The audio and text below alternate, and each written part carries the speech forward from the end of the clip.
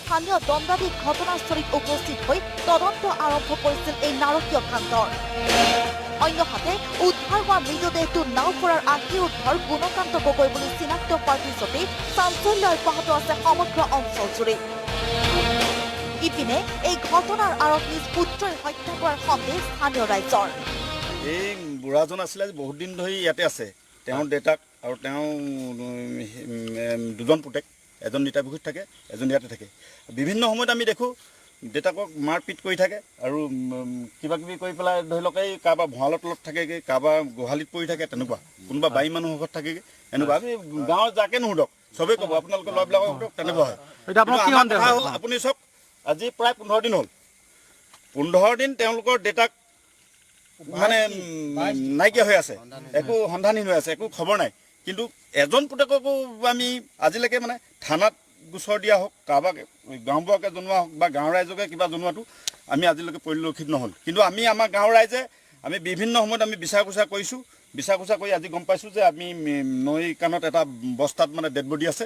সেয়া আমাৰ ল'ৰাবিলাক গ'ল, ল'ৰাবিলাক গৈ চাইছে, চাই দেখিছে, চিনাক্ত কৰিছে যে হয় এজন মানে গুণকান্ত গগৈ। ৰাইজৰ অভিযোগ, বিভিন্ন সময়ত কনিষ্ঠ পুত্ৰই মাৰধৰ কৰি পিতৃক ঘৰৰ পৰা খেদাই পঠায়, যাৰ ফলত আশী উৰ্ধৰ গুণকান্ত গগৈ আশ্ৰয় ল'বলগীয়া হৈছিল বিভিন্ন জনৰ বাৰান্দা অথবা ভঁৰাল গৃহত। ইপিনে মৃত গুণকান্ত গগৈ বৰপুত্ৰ নিতাই পুখুৰী এমভি স্কুলৰ শিক্ষক চন্দ্ৰকান্ত গগৈ এই হত্যাকাণ্ডত জড়িত থকাৰ সন্দেহ স্থানীয় ৰাইজৰ।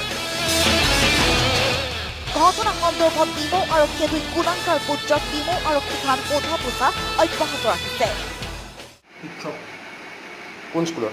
নিতাই আপোনাক কিয় আনিছিলে?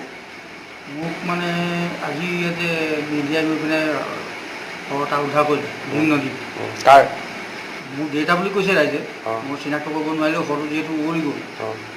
এতিয়া সেই শৰটো গাঁৱৰ মানুহে মোৰ ভাই হয়, ই সম্ভৱ মাৰি পেলাই দিলে বুলি কৈছে।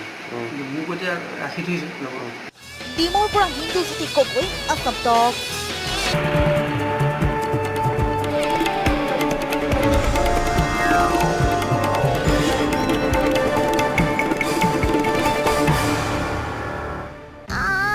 দেউতা পেট বিষাইছে।